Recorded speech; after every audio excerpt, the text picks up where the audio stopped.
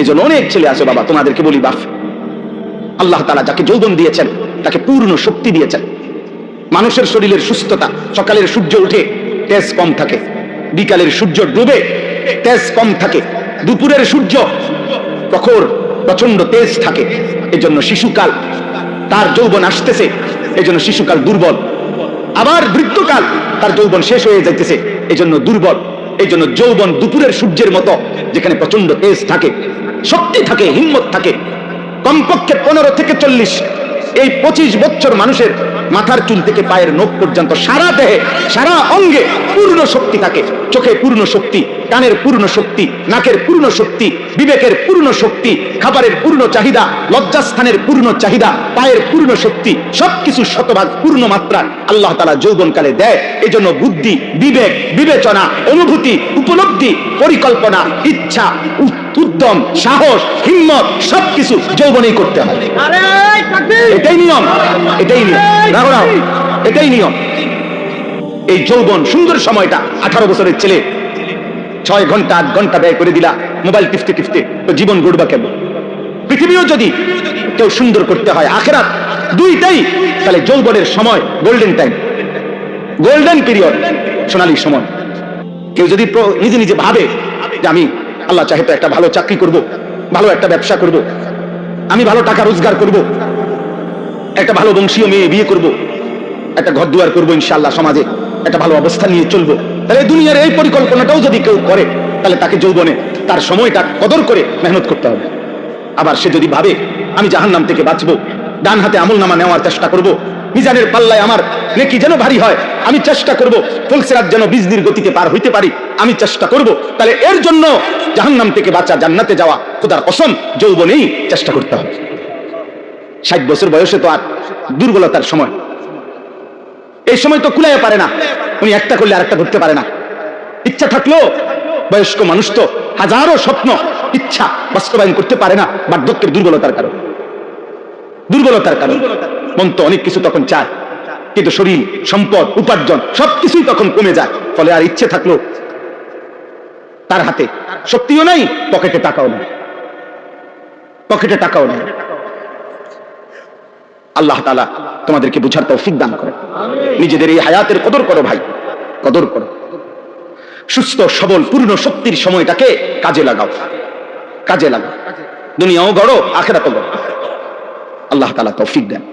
নবীজি সাল্লাল্লাহু আলাইহি ওয়াসাল্লাম যখন বলতেছিলাম, মক্কার জীবনে যখন কালেমার দাওয়াত দিতেন, মানুষদেরকে আল্লাহর দিকে ডাকতেন, মক্কার কাফিরদেরকে, তখন নবীজি বিশেষভাবে দাওয়াতের কথা বললে, আল্লাহর কথা বলতে গিয়ে দুইটা কথা বলতেন। একটা হলো ঈমান গ্রহণ করিলে, কালেমা গ্রহণ করিলে জান্নাতের পুরস্কার কি হবে সেটাও শুনাইতেন। আবার গ্রহণ না করিলে আল্লাহর আযাব কি হবে দুনিয়াতে এবং আখিরাতে সেটাও বলতেন। মানে নবীজি জান্নাতের সুসংবাদও দিতেন, আবার জাহান্নামের ভয়ও দেখাইতেন, আযাবের ভয়ও দেখাইতেন। কিন্তু মক্কার কাফিরদের একটা বদঅভ্যাস ছিল, যখনই নবী সাল্লাল্লাহু আলাইহি সাল্লাম আযাবের কথা বলতেন, জাহান্নামের আযাব, দুনিয়ার আযাব, তখন তারা বিদ্রুপ করত, ঠাট্টা করত, টিটকারি করত। আরে না, এটা হইতো না, হুদা এই যেরকম কয় এগুলো বলেই।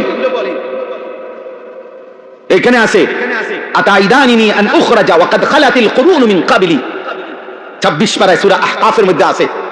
এক নাফরমান সন্তান, তার পিতামাতা তাকে দিবানিশি আল্লাহর প্রতি ঈমান আনতে বলতো, আর ওই সন্তান বলতো, মা বাবা তোমরা বুঝি আমারে এই আখিরাত পরকালের ভয় দেখাও, আখিরাত আর পরকালে আবার সবগুলো মানুষ ফিরে আসবে হাসরের মাঠে। তো এই পর্যন্ত কত মানুষ যুগে যুগে অতিবাহিত হইয়া মরে গেল, ওই তারা দিক কেউ ফিরে আইলো না, আমি কিত্তা মরলে ফিরে আমি, এভাবে বিদ্রুপ করছে। আবু লাহাব নবীজি সাল্লাল্লাহু আলাইহি সাল্লামের প্রচন্ড বিরোধিতা করত। তো ওর সমবয়সী কিছু সাহাবী যারা নবীজির সাহাবী ছিল, ওরা মাঝে মাঝে বলতো, আবু লাহাব সে হাত নাড়তো বেশি। আবু লাহাবের বদঅভ্যাস ছিল, নবীজির পিছনে পিছনে যাকেই নবীজি কালেমার দাওয়াত দিতেন, সে তাকে পিছন থেকে এরকম হাত নাড়া নাড়া নিষেধ করতো, মানে শূন্য না, এটি শূন্য না। তো সাহাবীরা তাকে বলতো, আবু লাহাব আল্লাহ তো ইচ্ছে করলে তোমার হাতে আযাব দিতে পারে, হাত অবশ হইয়া যাইতে পারে। তখন সে তাফসীরের মধ্যে আছে, আবু লাহাব পরের দিন সকালবেলা ওই সাহাবাদের এই কয়েকজনকে কাছে গিয়া বলতো, এই দেখো হাত, এই কিচ্ছু হয়েছে না, সাহেব তুমি যে কইলা আযাব দিব, কই আযাব কই, আমার হাত ঠিকই আছে। এত বড় গাদ্দার ছিল, এত বড় বেয়াদব। এই ঠিক এরকম নবীজি একদিন এই মক্কার কাফেরদের সামনে আযাবের কথা বলছেন, যে দেখো আল্লাহর আযাব আসবে দুনিয়াতেও আখিরাতেও। আল্লাহ কাউকে নূহ আলাইহিস সালামের জাতিকে পানির আযাব দিয়া ধ্বংস করে দিছে, লূত আলাইহিস সালামের জাতিকে পাথরের বৃষ্টি বর্ষণ করে মাটি উল্টায়া ধ্বংস করে দিছে, এভাবে সব শুনাইছেন। এই সময় একজন কাফের নজর ইবনে হারিস, এই কাফের সর্দার আল্লাহ নবীর উপস্থিতিতে বিদ্রুপ করে টিটকারি করে ঠাট্টা করে আল্লাহর সামনে আল্লাহর কাছে হাত তুলছে, মুনাজাতের মতো হাত তুইলা নবীজির সামনে বলতেছে, আল্লাহুম্মা ইন কানা হাদা হুয়াল হক মিন ইনদিক ফাআমতির আলাইনা হিজারাতাম মিনাস সামা আবিতিনা বিআযাবিন আলীম। হে আল্লাহ, মুহাম্মদের কথা মতো যদি সত্যি সত্যি তুমি আযাব দিতেই পারো, তো তাইলে এখন আমাদেরকে আযাব দাও, আমরা তোমার কালেমা গ্রহণ করলাম না, চাই তুমি সর্বোচ্চ কি আযাব আছে তোমার কাছে এটা দাও।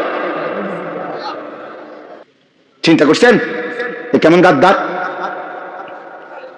হ্যাঁ, জবান বড় সাংঘাতিক। এই জবানে কথা বলতে অনেক সতর্ক থাকা উচিত। আমরা অনেক সময় অনেক মানুষ আছি, সাধারণ মানুষ, অনেক সময় অনেক কথা হাস্যরসিকতার ছলেও বিদ্রুপাত্মক কথা দিন নিয়ে, ইসলাম নিয়ে, আলেম নিয়ে অনেক সময় বলি, বুঝেন নাই? পরে জিজ্ঞেস করলে হয়তো বলবে আমি এত কিছু বাইব্যা বলি নাই। না না, এত কিছু বাইব্যা বলেন নাই কেন? ইসলামের কথা, আল্লাহর কথা, কোরআন সুন্নাহর কথার ক্ষেত্রে মন্তব্য করতে সর্বোচ্চ সতর্ক থাকা উচিত। কারণ এর পিছনে আমার ঈমান, এর পিছনে আমার ঈমান। যেমন মনে করেন অনেক সময় আছে অনেক মানুষ কথার প্রসঙ্গে আও রাখেন সব কথার মধ্যে কোরআন কিতাব টাইন নেন না, কথা বলেন, এমন কথা বলে কিনা কেউ? প্রত্যেক কিছুর মধ্যে নিয়ে হুজুরের টাইন আনেন নিয়ে, সবকিছু হুজুরের জিগাইলে চলন যাবো দুনিয়া।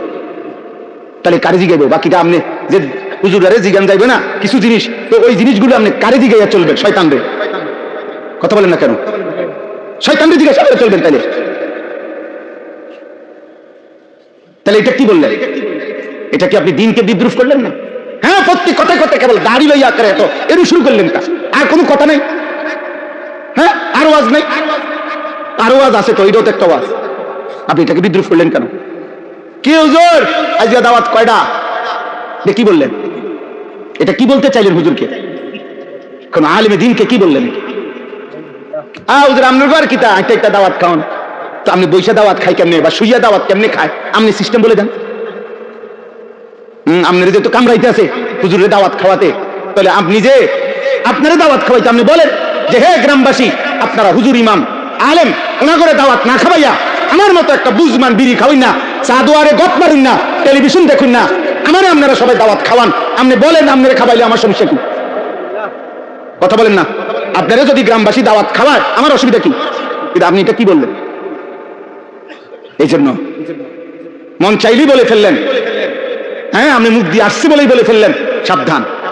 যত কিছু আমি কথার প্রসঙ্গে বলে গেলাম, যত কিছু ইসলামের চিহ্ন বহন করে, মসজিদ, মাদ্রাসা, কোরআন, হাদিস, তসবিহ, মেসওয়াক, দাড়ি, টুপি, পাঞ্জাবি, পায়জামা, আলেম, হাফেজ, ইমাম, মুয়াজ্জিন, খতিব, ওয়াইজ, পীর, বুজুর্গ, আউলিয়া, যত কিছু ইসলামের চিহ্ন, মানে যেটা দেখলে বোঝা যায় এটা ইসলামী নিদর্শন, দ্বীনের নিদর্শন, এমন ছোট্ট একটা মেসওয়াককে, তসবির দানাকেও তুচ্ছতাচ্ছিল্য করা, অবজ্ঞা করা, ঠাট্টা করা, কুফরি কুফরি কুফরি। কি ঠাট্টা করা? কি বলেন না? আবার বলেন কি? সাবধান। কথা বলতে খুব সতর্ক থাকা। কোরআনুল কারীমের মধ্যে আছে আল্লাহ তাআলা নবীজি আরে ঈমান সাহাবাদেরকে বলছে, হে আমার নবীর সাহাবারা, সাবধান, আমার নবীর আওয়াজের উপরে তোমার আওয়াজ যেন না বাড়ে। ভিন্ন কথা তো বলার সুযোগই নাই। লা তারফাউ আসওয়াতাকুম ফাওকা সাওতিন নবী, নবীর আওয়াজের উপরে আওয়াজ বড় করবে না, তাইলে পুরা জিন্দেগীর আমল এক মিনিটে আন তাহবাতা আমালুকুম, পুরা জীবনের আমল শেষ হয়ে যাবে। এই আয়াত নাজিল হওয়ার পরে তাফসীরের মধ্যে আছে আবু বকর সিদ্দিক রাদিয়াল্লাহু তাআলা আনহু এত আস্তে কথা বলতেন, নবীজি কোন সময় দুইবার তিনবার জিগান লাগতো যে আবু বকর কি বলছে বুঝি নাই, আবার কও। হযরত ওমর রাদিয়াল্লাহু তাআলা এই আয়াত নাজিল হওয়ার পরে অঝরে কাঁদতেছিলেন। আল্লাহ নবী বলেন কাঁদো কেন? হযরত ওমর বলেন ইয়া রাসূলুল্লাহ, আমার স্বাভাবিক কথার আওয়াজও একটু বেশি হয়ে যায়, আমি তো আওয়াজ ছোট করতে পারি না, আমার ভয় হয় যদি আপনার আওয়াজের চাইতে আমার আওয়াজ বড় হয় আর আল্লাহ তাআলা যদি আমার আমল জীবনের সব শেষ করে দেয়, কি হবে আমার আখিরাত? হ্যাঁ বড় কথা কইতে, হ্যাঁ চা দোকানে বইয়া বিড়ি খায়, এবারে টেলিভিশন চাই, এবারে কয় আর রাহো চাই, হুজুররাও কত ফেসলা লাগিয়ে রাখছে দেশটা। একটা কথা কইয়া দিল আর একটা, হ্যাঁ একটা ফাজলামি করলেন আর কি ফেস লাগাই দিছে। ও কত এক এক হুজুর এক এক কথা কয়, আমরা কোন দিকে যাবো? মানে আপনি কোন দিকে যাইতে বুঝতে পারছেন না নাকি? এক এক হুজুরে মানে এক হুজুরে কইছে বিড়ি খান, আরেক হুজুরে কইছে খাইয়েন না নাকি? এই ফেসে পড়ে আপনি বিড়ি খাইতেছেন নাকি? হ্যাঁ হ্যাঁ, নাই তো আমরা ফেসে পড়ে উনি বিড়ি খায়। আমরা ফেস লাগাইছি যে এক হুজুরে কইছে সুদ খাওয়া হারাম, আরেক হুজুরে কইছে হালাল, এই জন্য উনি সুদ খায়। আমরা ফেস লাগাইছি না? আমরা বলছি আমরা হুজুররা একজনে বলছি কিস্তি নেওয়া হালাল, আরেকজনে বলছি হারাম নাকি? কথা বলেন না? আমরা এরকম বলছি, তো আপনি কি ফেসে পড়া কিস্তি খাইতে নিতেছেন? আপনার ঘরে রঙিন টেলিভিশন চলে, আপনার স্ত্রী বেপর্দা বেহায়া, এটা কোন কারণে? এই মসজিদের ইমাম সাহেবের ফেসের কারণে নাকি? তো কি বললেন এটা? হুজুররা ফেস লাগাই রাখছে, কি ফেস লাগাইছে? কোন হালালটাকে হারাম বলছে, কোন হারামটাকে হালাল বলছে? আমি বলেন বলেন সাবধান মুসলমান, নিজের আখিরাত নষ্ট করবেন। আমার কাছে কোনো আমনি হিসাব, আমার লগে 900 করলে আপনার লগে আমি 900 করলে আমনের হিসাব আমার কাছে না, আমার হিসাব আপনার কাছে না, আমি আমনে মিললে গেলেও হইতো না। বুঝেন না? আমরা মানে মুসল্লি আর ইমাম সাহেব আমরা যদি কাছে আল্লাহ ভরসা, আল্লাহ ভরসা, তাহলে কিছু বাড়াই দিয়েন। আমি আর আমনি একমত হয়ে গেলাম, আল্লাহ ছেড়ে দিবে নাকি? তো তাইলে হিসাব দিবেন কার কাছে? তো ওনার সাথে কি বলবেন? আল্লাহকে কি বলবেন? আল্লাহ আমাদেরকে বুঝ দান করেন। এজন্য এই জবান বহুত দুধারী তলোয়ার, এই জবানের সতর্কতা খুব জরুরি, খুব জরুরি। এই জবান কবুল বললে এক নারী হালাল হয়, এই জবান তালাক বললে এক নারী হারাম হয়। এই জবান কালেমা বললে মুমিন হয়, এই জবান এক বিন্দু অস্বীকার করলে কাফের হয়, বেঈমান। এই জিহ্বাই ইমানদারও বানায়, এই জিহ্বা কি বেঈমানও বানায়। এই জিহ্বা বিবাহিত স্ত্রীও বানায়, এই জিহ্বা আবার তালাকপ্রাপ্ত নারীও বানায়। মানে শব্দ বলার ক্ষেত্রে সতর্কতা। আপনি বলে ফেলছেন, আপনি সেট উঠছে, আপনি কইয়া লাইলেন 3 তালাক দিয়া, ইয়ার পরে কোন হুজুর কইয়া লাইছি 3 তালাক দিয়া ফেলছি, মাথা ঠিক আছিল না। তো মাথা নি ঠিক না থাকলে পৃথিবীতে যারা পাগল, তাদের মাথা কারছিরা পাগল মানুষ যারা, তারা বুঝিয়ে এই সারাক্ষণ 1 তালাক 2 তালাক 3 তালাক কয়। তো আপনি মাথা ঠিক আছে, যার মাথা ঠিক থাকে না হে তালাক কয়, এটা আপনি কোথায় দেখছেন? আমার একটা লোক দেখান। এই যে পাবনা চলেন, আমরা যাই পাবনায়, যারা মেন্টাল হসপিটালে পাগল, তারা বইয়ে বুঝি কয় 1 তালাক 2 তালাক 3 তালাক। তো তাহলে আপনি কি বললেন? এটা মাথা ঠিক আছিল না দেখে আপনি মহিলাটারে 1 তালাক 2 তালাক 3 তালাক বললেন? এত বড় মিথ্যা কথা, মিথ্যুক। এটা কারে বললে? বেটা দেখ হুজুর মোল্লারে বুঝাই দিলা, হ্যাঁ আল্লাহরে বুঝাইতে পারবেন আপনি কথাটা? কথা বলেন না? আমি মাথা ঠিক আছিল না? আপনার মাথা 100 গুণ ঠিক আছিল বেটা। তুমি জানো এটা বললে মহিলা তালাক হয়, তুমি বুঝছেই তো এটা বলছো। তুমি নাহলে সালাক পেলে না, 1 সালাক 2 সালাক 3 সালাক, এটা বললেন না কেন? সাবধান। অতএব দিন মানা জরুরি, আল্লাহকে মানা জরুরি, আখিরাত মানা জরুরি। মামুলি খামখেয়ালি করলে হবে। আল্লাহ আমাদেরকে বুঝার তৌফিক দান করে। চলেন এবার এই তরজমাটা শুনুন। এই কাফের বেঈমান নজর ইবনে হারেস যখন এই কথা বলল, আল্লাহ তাআলা তখন এই সূরা নাজিল করলো, করে আল্লাহ বলতেছেন সাআলা সাইল। এবার শুধু তরজমা শুনেন। আল্লাহ বলেন সাআলা সাইলুম বিআযাবিন, নবী বন্ধু আপনার সামনে এক বেঈমান, নিশ্চিত যেই আযাব আমি আল্লাহর পক্ষ থেকে আসবে, এই আযাব নিজের থেকে আমি আল্লাহর আযাব চাইতেছি, আপনার সামনে কামনা করছি আমি আল্লাহর কাছে, আপনি দেখতেছেন। পরে বলেন লিল কাফিরিনা লাইসা লাহু দাফি, নিশ্চিত এই আযাব কাফের বেঈমান নাফরমানদের জন্য আসবেই আসবে, আর এই আযাব প্রতিহত করার মতো ক্ষমতা কারো হবে না। কেন? কারণ মিনাল্লাহি যিল মাআরিজ, সর্বোচ্চ ক্ষমতা, মর্যাদা, সম্মান, ইজ্জত অধিকারী, সর্বোচ্চ ক্ষমতার অধিকারী যেই মহান আল্লাহ, এই আযাব আসবে সেই আল্লাহর পক্ষ থেকে। আর ওই মাওলার আযাব, ওই মাওলার সিদ্ধান্ত ঠেকাইতে পারে এমন শক্তি কায়নাতের কারো নাই। আছে? তারুজুল মালাইকাতু ওয়ার রূহু ইলাইহি, আল্লাহ বলেন বন্ধুদেরকে বলেন 24 ঘন্টা 7 তবক জমিনের নিচ থেকে 7 আসমানের ঊর্ধ্বে, 7 আসমানের ঊর্ধ্ব থেকে 7 তবক জমিনের নিচ থেকে আল্লাহর হুকুমে ফেরেশতা উঠানামা করে, আসা যাওয়া করে, কোটি কোটি ফেরেশতা। যে মালিক ফয়সালা দিলে জমিনে ফেরেশতা বৃষ্টি নিয়ে আসে, যেই মালিক ফয়সালা দিলে জমিনে ফেরেশতা রোদ নিয়ে আসে, যেই মালিক ফয়সালা দিলে জমিনে ফেরেশতা আল্লাহ তাআলার জমিনে প্রতিনিয়ত আল্লাহর সিদ্ধান্ত বাস্তবায়ন করে, যেই ফয়সালা আল্লাহ দিলে কোরআন জিব্রাইল নবীর কাছে তাৎক্ষণিক নিয়ে আসে। তাহলে 24 ঘন্টা যেখানে ফেরেশতারা জমিন থেকে আসমানে, আসমান থেকে জমিনে আল্লাহর হুকুম আনা নেওয়া করছে, সেই আল্লাহ আযাব দিতে চাইলে ওই আযাব পৌঁছাইতে আল্লাহর পক্ষে 1 সেকেন্ডও দেরি হবে না। তবে চূড়ান্ত আযাব কোন দিন হবে? এখন দিচ্ছি না কেন? ও বলতেছে এখন দিতাম। আল্লাহ বলে, বন্ধু আরে বলে দেন চূড়ান্ত আযাবের জন্য আমি একটা দিন নির্ধারণ করছি, এই জন্য আজকে দিচ্ছি না। কথা বুঝেন নাই? আমার একটা কি আছে? ফয়সালা আছে, একটা দিন আমি ঠিক করছি, ওই সময়ের কারণে এখন দিচ্ছি না। সেই দিনটা কোন দিন? ফি ইয়াউমিন কানা মিকদারুহু 50000 সানা, সেটা হচ্ছে হাসরের দিন, আখিরাতের দিন, যেই দিনের লম্বা দৈর্ঘ্য হবে একদিন 50,000 বছর। সেদিন বুঝবে আযাব কাকে বলে, সেদিন বুঝবে কষ্ট কাকে বলে, সেদিন বুঝবে যন্ত্রণা কাকে বলে। 50,000 বছর, 50,000 বছরের একদিন, 50,000 বছর বুঝতেছেন কিছু? 50,000 বছর, 50,000 বছরের একদিনে আহা আল্লাহ তাআলা বলে সেই আযাব শুরু হবে, জাহান্নামের আযাব, আখিরাতের আযাব। খোদার কসম কোরআনে আল্লাহ বলছে 50,000 বছরের ওই একদিন, মানে আখিরাতের ওই দিন, এই 50,000 বছরের এই লম্বা সময়টা, ইয়াউমা ইয়াকুমুন নাসু লিরাব্বিল আলামিন, সমস্ত মানুষ আল্লাহর সামনে দাঁড়িয়েই থাকতে হবে, দাঁড়িয়েই থাকতে। হায় বাপ, 27 দিন, 27 দিনে এক খতম কোরআন শরীফ হবে, এক পারা করে কোরআন শরীফ, সর্বোচ্চ 40 মিনিট বা 50 মিনিট সময় আল্লাহর কোরআন শোনার জন্য, যার বিনিময়ে জান্নাত, নেকি, এইটুকু ধৈর্য দাঁড়ায়া থাকার যাদের জীবনের পর বছরের পর বছর কুলায় না তারাবির নামাজে, সেই মানুষটা 50,000 বছরের আখিরাতের ওই দিন কেমনে দাঁড়িয়ে থাকবে?